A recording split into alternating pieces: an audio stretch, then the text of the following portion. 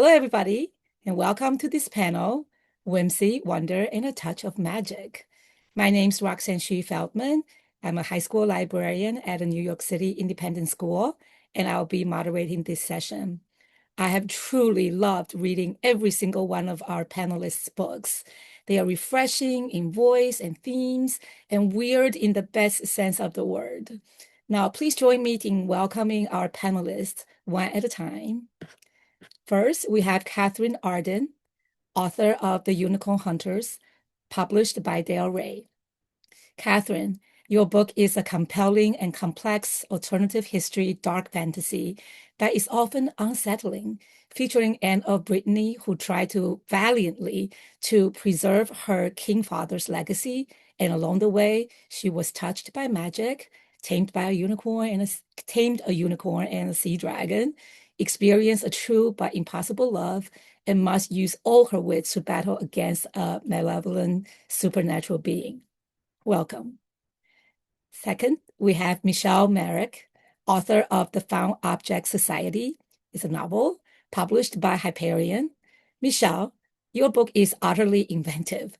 We follow multimillionaire socialite Greta, whose life is increasingly bleak and full of regrets until it is dramatically changed when she joins the Found Object Society and starts to experience tragic and often violent deaths to feel alive again.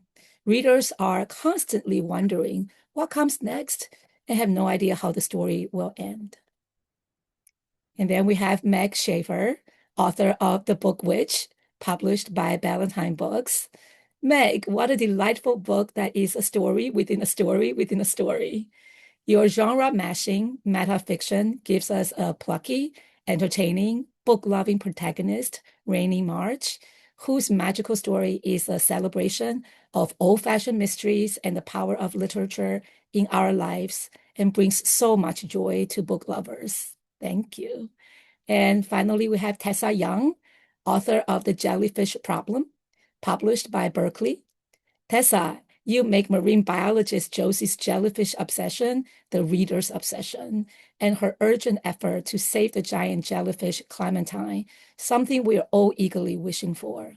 All the while weaving in magical realism, mystery, romance, female friendship, grief management, and mother-daughter relationship effortlessly. So welcome. So nice to have everybody here. Hi, you guys can say hi. Hi, everybody. Hi, everyone. Hi, thanks for having Thank us. you all for Thanks. coming. Yeah, Hi, so everyone. nice Thanks seeing for being here. Thanks, So Roxanne. fun to be here. Yeah. And we kind of communicated with each other a little bit earlier.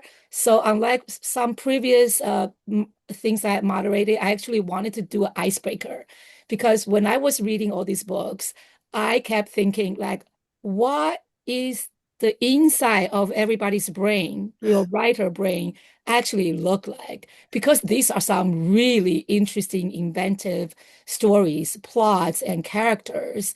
So I asked every author to briefly describe their writing brain, writing mind, using it, like, describe it as a house. So do we want to just jump in? Does anybody want to start? I'm seeing Katherine Sure. first. Sure, I'll start. Oh, okay. Michelle, go for it. Okay. It's out of alphabetical order, but I'm Yeah, starting. don't worry. Well, I come from an acting and improv background. So I'm not fully a pantser, which means I make it up as I go, and I'm not fully a plotter. I'm kind of in between. So I kind of like to think of my house, my writing mind, as sort of like the found object society itself. I like to picture an old townhouse on an ancient cobblestone street, and a hidden doorway in the front where you go in and you don't know what is going to be inside. And then all of a sudden you're in this opulent, crazy entryway, and then there are labyrinthine hallways and multiple doors, and you open them and you never know what's going to be behind the next or who's in it. So it's a little crazy. Okay. I wonder what about other people's. Meg, do you want to share? I'll go next because Okay. I think there's some overlap maybe with what Michelle was saying, which is interesting. So although my book, The Jellyfish Problem, is about a gigantic jellyfish and the gigantic problem that she causes. I feel that in writing this novel and in all my writing, I have trained my brain to think very small. So my first thought with Roxanne's icebreaker was that my house would be one of those hinged doll houses that opens like this. And inside are lots of hidey holes and crannies, like you could lift up the furniture, and there are secret compartments where you can stash things. The overall aesthetic is some combination of quaint and a little haunted. Cool. Okay, who next? My writing house is it looks very normal on the outside, other than being completely surrounded by fog. Um, but like the TARDIS, it's bigger on the inside, and I get lost in it very, very often.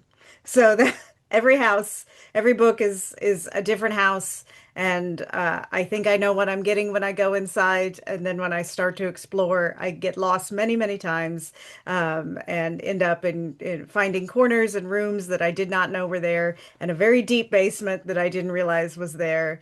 But as I live in it a while, the fog starts to lift, and I get much more comfortable in it, and it starts to feel like home. And then as soon as it feels like home, it's time to move out. Mm, great. Thank you. Catherine.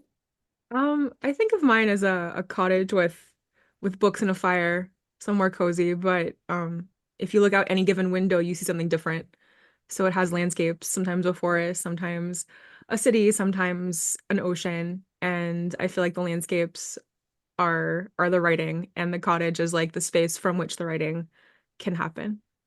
Wow, that's so wonderful.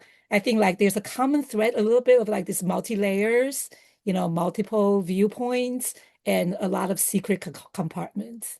That's kind of I'm imagining writers' minds. I wonder our audiences, when you were thinking about your writing or reading minds, what that house looks like. We should have an anthology of books of authors as houses. That would be so my first question is actually for everybody, and I'm going to go in the reverse order. So, um, Catherine will talk first, and then Meg, and then Tessa, and then Michelle. Okay. So basically, the very simple question: what sparked your particular interest in the topic that you're writing in your book? So you can Um, just quickly start with Catherine. am I going first? Okay. Yeah, you Um, wrote my book is called The the Unicorn unicorn Hunters. hunters, yes. It's set in the 15th century in Brittany, which is now part of France, but it wasn't at the time. And it was sparked by a story I wrote when I was in fifth grade, actually. When I was in fifth grade, I had a book about magical creatures called Magical Beasts, I think, and it had a whole chapter on unicorns. And in this chapter, it kind of gave different versions of legends about unicorns. And the first legend was set in this forest called Brocéliande, which always seemed like the best name for a forest that could contain unicorns. And then years later, I discovered that Brocéliande's a real place outside of Rennes, France. And I visited. I was studying abroad as a junior in high school and was just fascinated by this forest and this area. And I went back to France as an adult to work, and kind of had this story percolating by then in the back of my brain, and ended up writing it. Sometimes your book just needs to pick its time to come out. So Wow, that's so cool. So anybody who's a librarian or a teacher, you're possibly inspiring future Catherine by I giving them mean, I interesting I facts feel for like books. novels can start really young, like a not like the germ of an idea that might become a book, like when you're, in your late 30s, might have started when you were 16 or 15 or 17. So it's a long process sometimes. Great. How about Meg? Book Witch. Thank you. Um, so the my first book, The Wishing Game, was sort of Willy Wonka for grown-ups, but books. And then Mhm. my second book, The Lost Story, was sort of Narnia for grown-ups, but books. Mhm. So we went back to that well again. And I thought about other books that I loved as a child or stories, and realized I really, really loved Alice in Wonderland and wanted to play with that idea. And for me, my Wonderland was not literally Wonderland.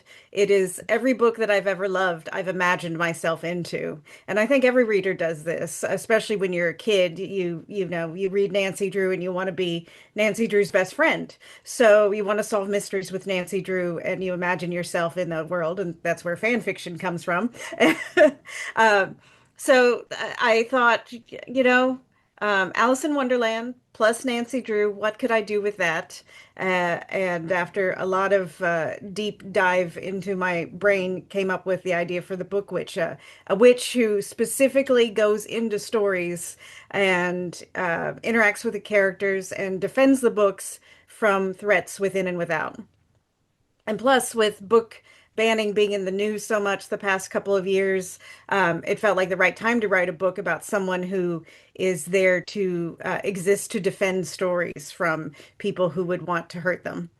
So all these little elements came together. And yeah, like Catherine said, I read Alice in Wonderland and Nancy Drew when I was a kid, and that love has stayed with me. And came out, gosh, 40 years later. Yeah.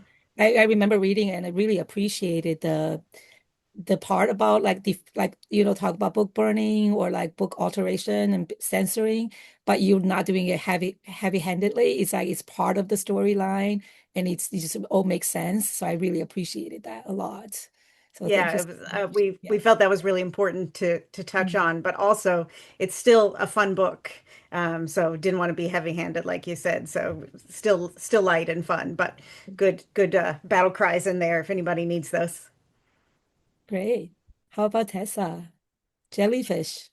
Well, to continue the theme, my book was also inspired by an encounter with some media I had as a child. I say the jellyfish started with my love for the movie Jaws. I love that movie. I think it's perfect. It has a perfect script. It has an iconic score, great acting. My one quibble with Jaws is that I love sharks. And Jaws is a complicated movie to love if you love sharks, because of course you are invited to root for the death of the shark pretty much the whole time. So my sort of initiating assignment for myself with the jellyfish problem was to write a sea monster story where the protagonist would be driven by the desire to understand rather than destroy the monster. And all of the other details, including the fact that it's about a jellyfish, I arrived at through a long and arduous research process, but it all started with Jaws. Wow. That's interesting. Why instead of doing a shark, you decided to pivot to jellyfish? Well, I really didn't think I could do justice to sharks. I just didn't trust myself. Plus, they've been done a lot. Mhm. I more or less started Googling strange things that live in the ocean, and then the algorithms came through for me and started, suggesting you might want to read this article about this weird thing that washed up on the shore. And Mhm. I found my way toward a video of a giant siphonophore, which is kind of a cousin of a jellyfish. It's a really fascinating, many tentacled animal that lives down in the cold depths of the ocean. And I saw it and I was inspired and confused because it's one of these animals where you look at it and you go, where's its head? Where's its face? Does it have a head? And I thought that would be a perfect monster, something that you just can't map any human features onto.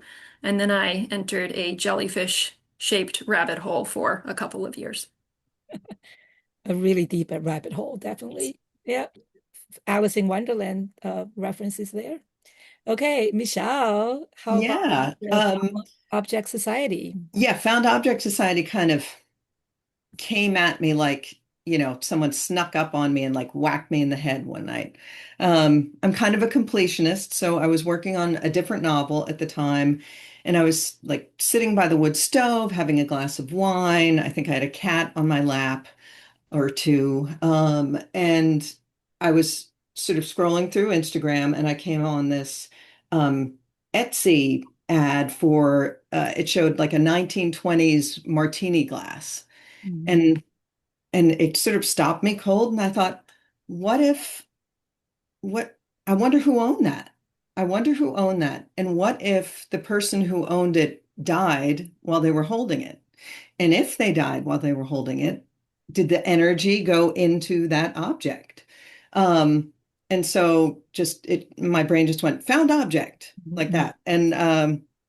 And I couldn't stop thinking about it. I kept trying to go back to the other book and I had to stop and I just sort of dove right in. So that's when the concept of this sort of elusive, potentially nefarious society where very wealthy people pay to hold an object and experience the death of the last person who died touching it came to me. And I just couldn't stop thinking about it. So I had a great time. Like an editor that I worked with, she sent me the first object, which is this 19th century, like beautiful turquoise beaded perfume bottle. She was like, do this one.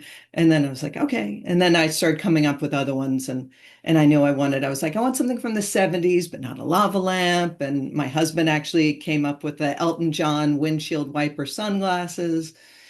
And then I did want to do the 1920s. A wacky story. Yeah, that's kind of one of my favorites. So it's a really wacky story.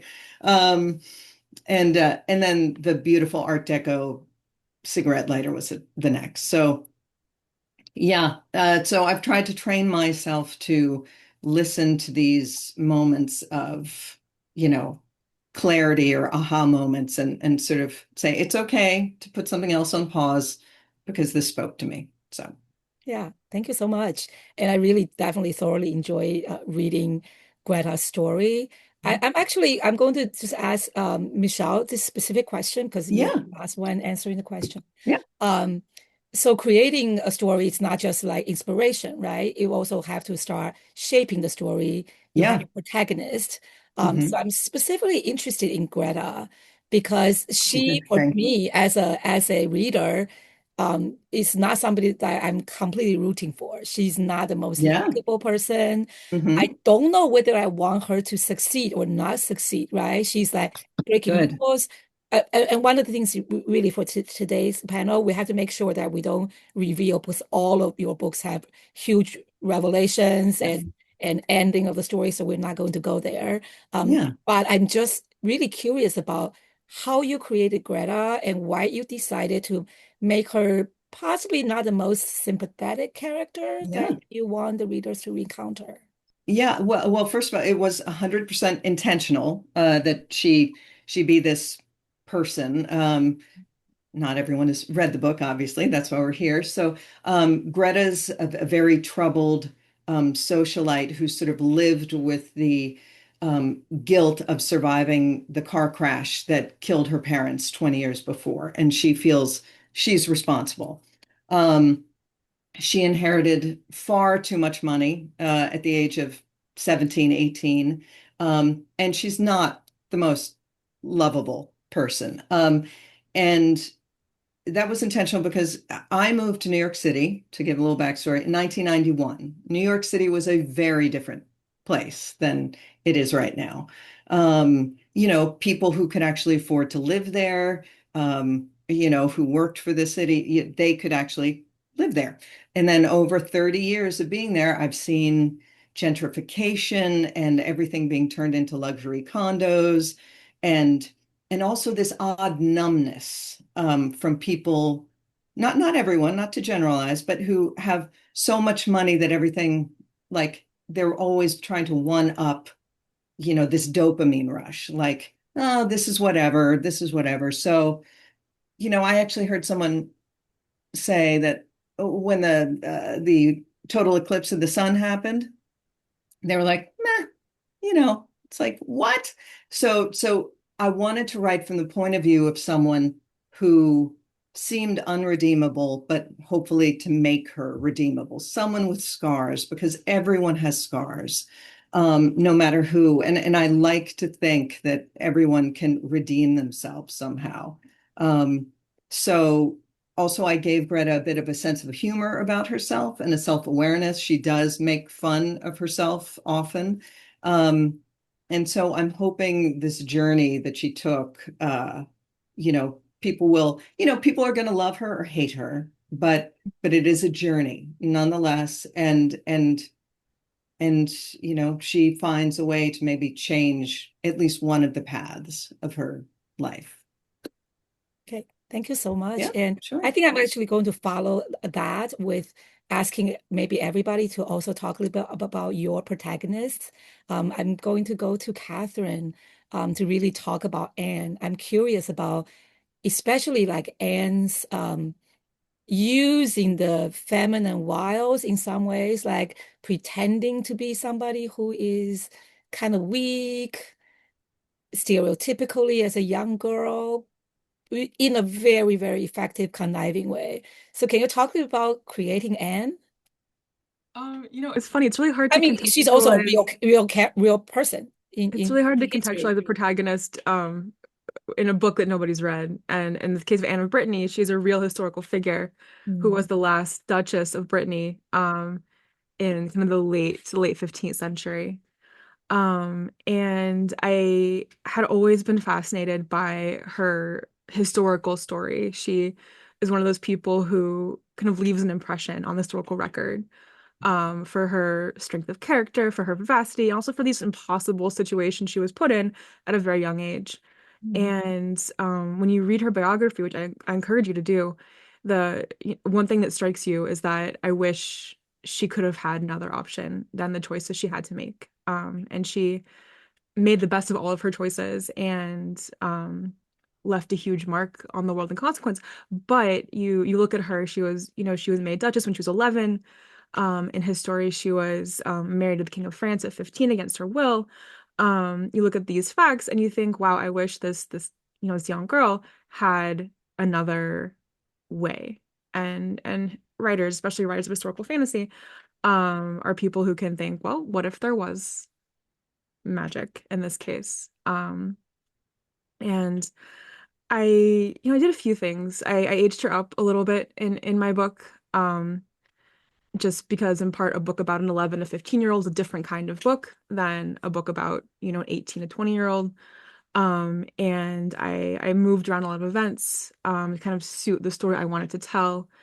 But what Roxanne's referring to is this I've always loved characters who pretend to be someone they're not on purpose in order to create an effect on the people um, around them. And in the case of Anne, it seemed obvious that she's as a young woman who has a powerful political mind, she would want, as becomes clear in the book, to conceal that for her own reasons. And in the novel, she does conceal it under this sort of like pose of girlishness, which was fun to write. I think every writer enjoys writing like kind of the antic disposition thing, right? Where you're doing a fake out that the audience is in on.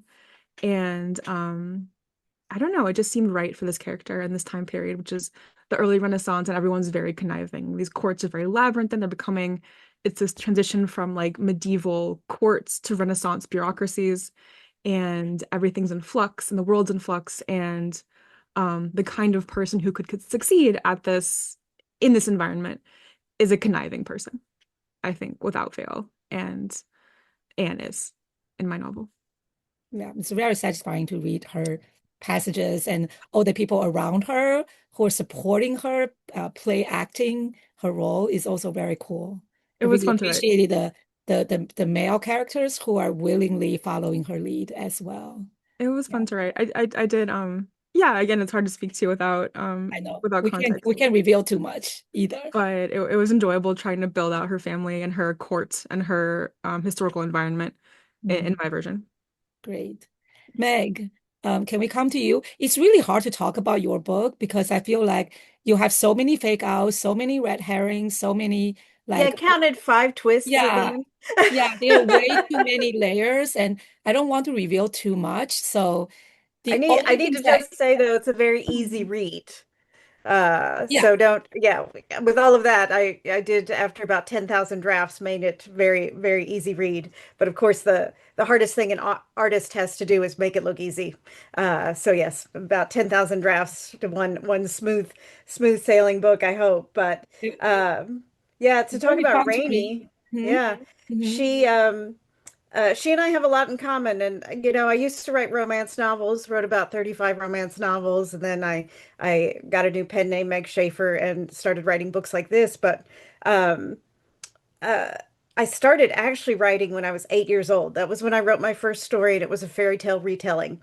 So now I'm 47, so 39 years later, I'm still doing what I did when I was 8 years old. And Rainey is like that. She was a book witch from birth, third generation book witch. Books have been her life since birth, and she's never known any other life. So she was the first main character out of 39 books that I felt I could write in the first person and give her a voice more similar to mine, because we did have that in common. Um, and I can't ignore that she's an Oregonian. My husband and I used to live in Portland, Oregon, and you will not see women in high heels in Oregon. It is all Columbia boots, very comfortable shoes, and raincoats. And she's just really practical, down to earth, and obsessed with her work. So that's my Rainey. And when I did the wishing game, I wanted to explore the reader fantasy that we probably all had as a kid. When I found out Madeline L'Engle, who wrote A Wrinkle in Time, my favorite book, lived in a 300-year-old farmhouse in New England, I wanted to move in with her. And I think all of us, when we read our favorite fantasy novel as a kid, for me it was The Chronicles of Narnia, wanted to go to Narnia. So the Lost Story is explores the reader fantasy of living in your favorite fantasy world in a book. But with the Book Witch, I had the unique opportunity to do a story of the reader fantasy of actually dating your book boyfriend.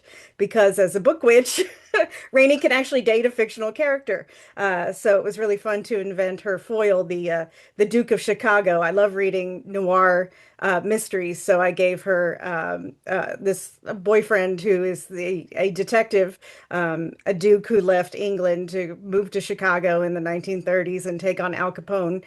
So he's very suave, but yeah, there's lots of forbidden love in that, a real person dating a fictional character.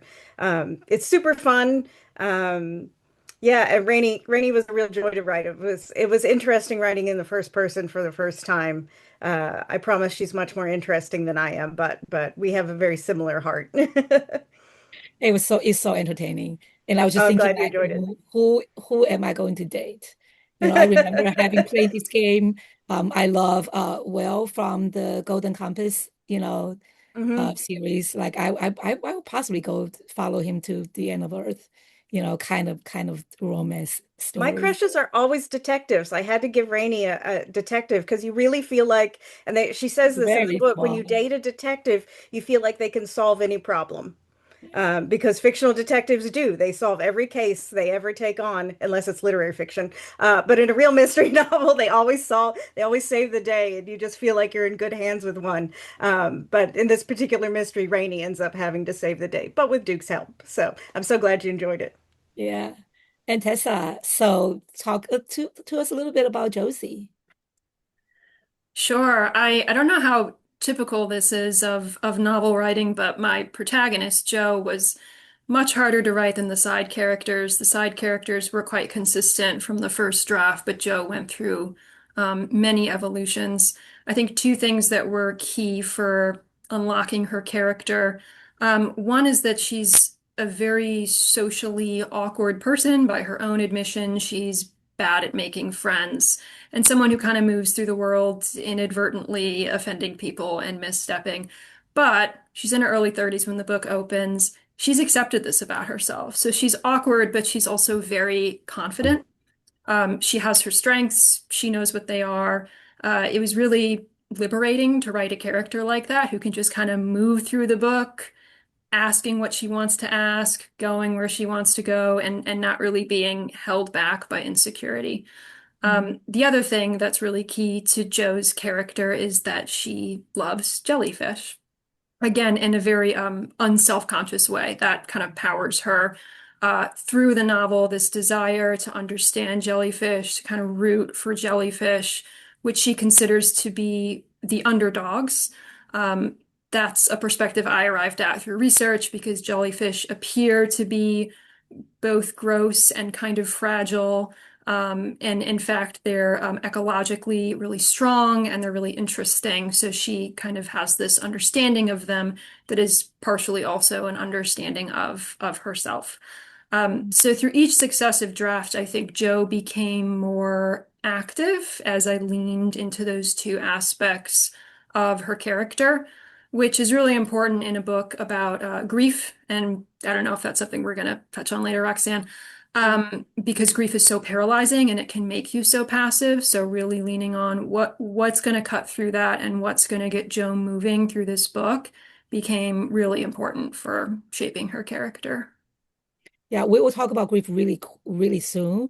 Um, but I want to follow you up with just Joe's cultural heritage background, Mhm. and you are inserting, I'm of a Chinese background, and in Chinese literature, we throw in like basically ghosts and spirits that is not like magical or fantasy, just like a part of our life. Somebody saw a ghost of a pet, recently deceased friend, that is just normal. Actually happened to me in real life, when I was in college. So can you talk a little bit about like the cultural heritage and the yukai kind of tradition, and how that came into your story? Sure. So when Jo was a child, she grew up hearing folk tales from her mother, who's an immigrant from Japan, mostly about yokai, which is a kind of difficult to translate term, but roughly it's a catch-all term for supernatural entities, ghosts, demons, monsters, etc. Mhm. And Jo loved these stories as a child. The more gruesome, the better. Her mother says at one point, "You were a very odd child because you only wanted the scary stories." So this is somebody who really loved monster stories. As an adult, she looks back on these stories she grew up with some combination of nostalgia and light embarrassment because now she's a grown up and she's a scientist. So she really leans on the kind of hyper rational approach to problem solving. Mhm. Throughout the jellyfish problem, though, she's presented with problems um, that defy her rational scientific approach. She's encountering things that she can't explain through this scientific framework. So that cultural heritage comes in part because it's as if this earlier childhood way of making sense of the world through storytelling, through folk tales, through legends keeps kind of nudging into her mind, and she's like, no, no, no, that's silly. I'm past that, but it keeps coming back. And I think some of Jo's journey is figuring out how to reconcile these two modes of knowing or of sense making, the rational scientific approach on one hand, and the more imaginative storytelling approach on the other hand, that she got from her mother when she was a child. Thank you so much for sharing that. You did mention about grief, and one of the things that, it struck me that there are so many similar through lines for all of the books that you were presenting today. Basically, every single one of you lost the character, lost a loved one. Most of them are parents, and yours is a really close friend. So, Michelle, can I just ask you about like Greta's Yeah. dealing with grief? And I also know Katherine has that, Meg has that. So can we just talk a little bit about Yeah, like, absolutely. I mean, I grief? think Mhm. in the Found Object Society, I think for me, grief is just inexorably entangled with regret. I don't think there's one happening with the other. Greta, the whole trajectory of her life, was altered because she had lied about something. Her parents came looking for her, and then they died in this car crash, and she was drunk in the back seat. I'm not giving away too much by saying that. And she survived. So, that has completely unmoored her for her entire 37 years since then. And, I think because of that grief and that regret, that's why she sort of felt like, why didn't I die? Why was I spared? And that's why she continually tests her her own mortality by drinking too much, by doing drugs, by driving under the influence, and and and this isn't giving away too much either. But when she does get to the Found Object Society,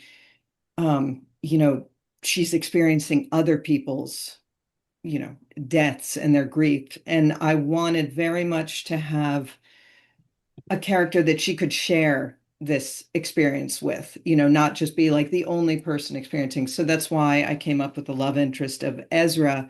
And he also has been crippled by grief and regret over the death of his very young son that he felt responsible for. Um, so it was important for me because also all this book, the very first line of this book is this version of Greta Davenport doesn't care that she's about to drive drunk. So the idea to me is that there could be many versions of us.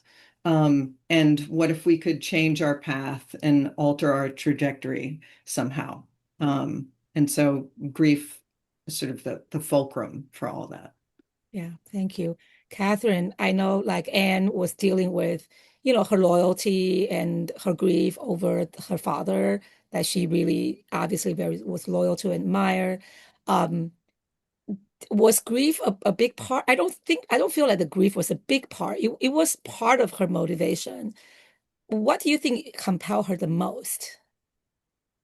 I mean, I do think so. Again, this is a historical fantasy, right? So in Mhm. history, Anne of Brittany lost her father in an accident, in a riding accident. There's a whole Wikipedia page of historically important deaths from falling off horses. There is a non-zero number, and this is one of them. And she lost her father young and was sort of thrown into his place really young. And I think her grief for him is mixed up with grief for a childhood that she lost a little bit too early. Mhm. And so she misses her father, she misses what he represented, his the safety, of being young, of not being in charge. And that was something I tried to emphasize. And also she's grappling later on with the fact that her father, whom she loved, was also the reason she is currently in, a terrible fix herself, because her father, a good man. He was not a good ruler. He just wasn't the right guy for the job, as often happens, I think, with, hereditary monarchies. Um, and her feelings are complicated.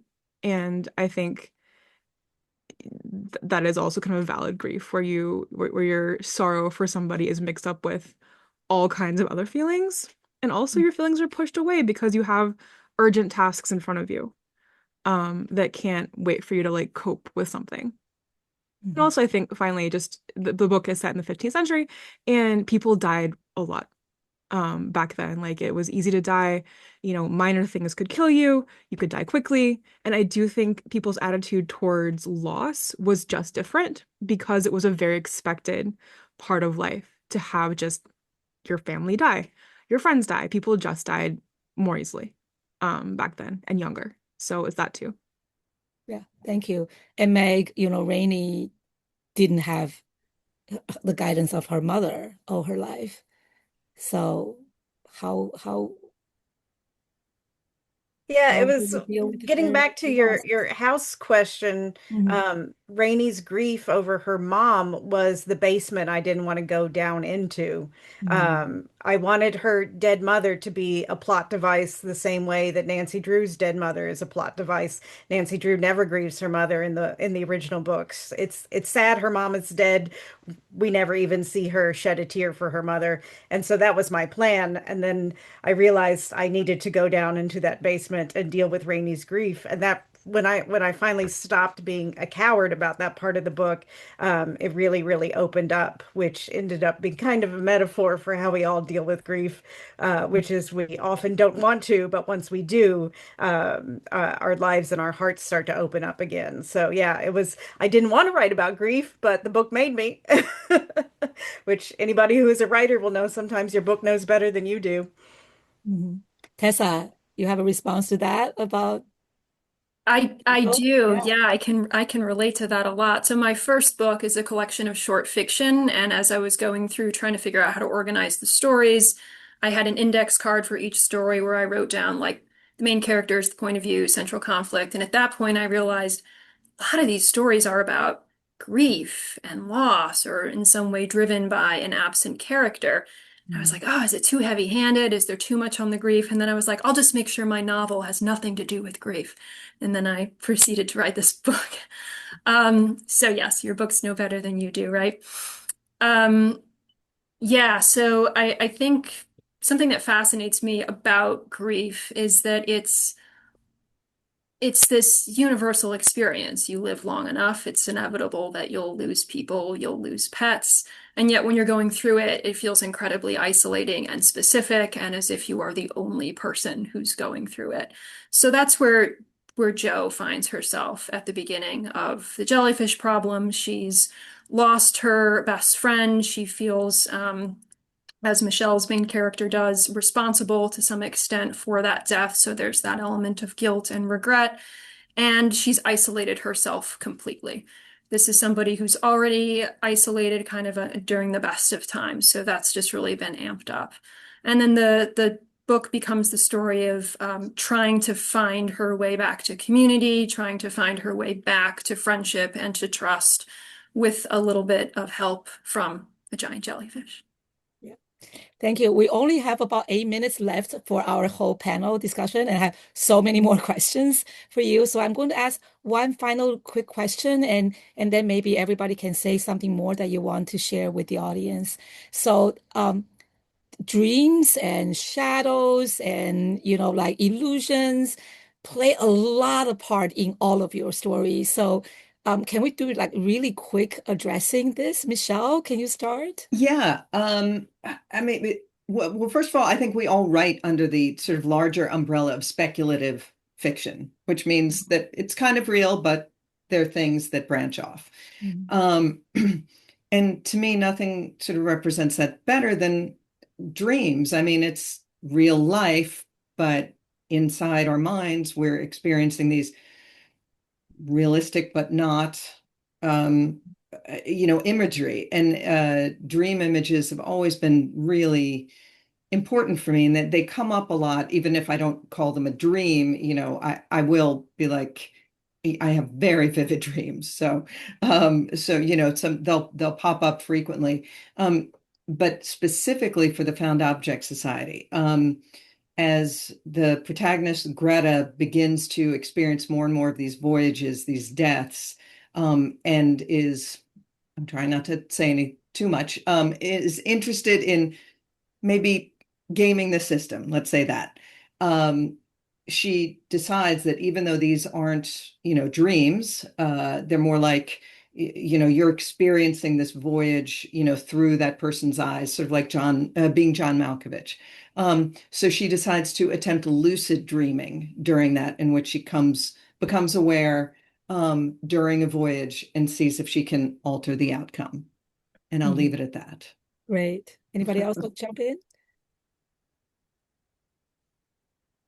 Um, I, Shadows in my book have to do with the sort of magic system that um is based on light, and it is extremely hard to describe. But the idea behind it is that um, if you think of like time and space, kind of like carrying within them all the rest of time and space, that can be accessed.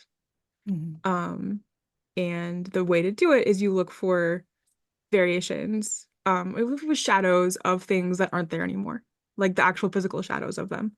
And from the shadow, you can go to the light and then get to like the actual manifestation of the actual object that's no longer there, but it was. And that's kind of the basis of the magic in this world. And I think it makes sense in the book. It's hard to explain. Oh, I mean, Catherine, it makes so much sense. I loved the shadow traveling Oh, thanks. system. So much fun. Um, and Tessa, you definitely, you have kind of dream in the real world, like waking dream almost, right? When you Yeah, sleep in your bed. yeah. I think it's like, are they dreams or illusions or visions? Maybe it may be all three. I think for Joe, because the novel deals with things that she's not ready to think about or resists thinking about or talking about, dreams become a way of answering questions that readers have about these painful experiences that she's been through without her having to necessarily come out and say it. So it's just sort of a window into the character's psyche in that way. Mm. From a writing perspective, though, I mean, dreams are just, they're so much fun to write because even when you're writing in a speculative space, as we all are, you have to create these parameters for your world. This is how the magic works. And you kind of have to follow your own rules, or that suspension of disbelief gets broken. But with dreams, you can throw all that out the window and you can do whatever you want. So they're a really fun space that I think just have so much potential in stories. And I'm coming to Meg. It's almost about our final question before your final words to the audience. I'm thinking about your idea of Wonderland, right? The Alice in Wonderland. You know how so many people are really unhappy. As a child reader, I was unhappy to find out this is all about a dream, right? Of Alice. I don't want it to be a dream. I want it to be real. And your book is meta on top of meta on top of meta. So can you talk a little bit about that? Is that a dream world? Is that a dream world? Is that real? Well, without going into book spoilers, just the novels are the closest thing we have to entering someone else's dreams because when you read all of our books, you are inside our heads and we're trying to get you to see the worlds that we see, the fantasies that we see. So every novel is sort of a dream, a waking dream that you actually can enter into, which is a wonderful thing. But I'm very sympathetic, Roxanne. I love 1939 Wizard of Oz. Who Mhm. doesn't? Greatest, one of the greatest movies of all time.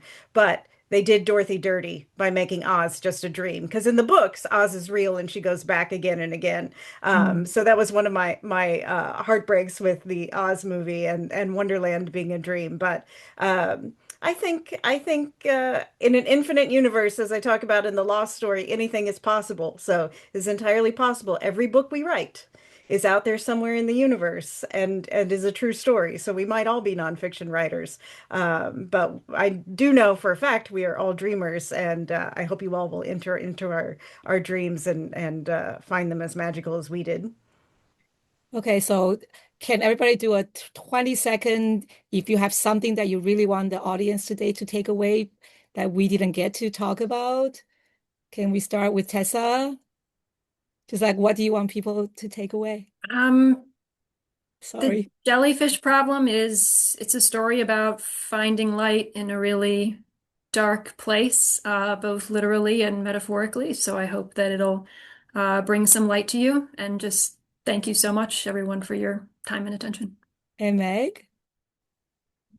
Uh, The Book Witch, if you were a Nancy Drew fan at all, I think you will like this book. A magical Nancy Drew, if that speaks to you, go for it. But all of these books sound wonderful. I can't wait to read them all. And thank you, Roxanne and Rebecca and everybody for having us. Thank you all for listening. And that was Gizmo, by the way. He is a ham. And Catherine?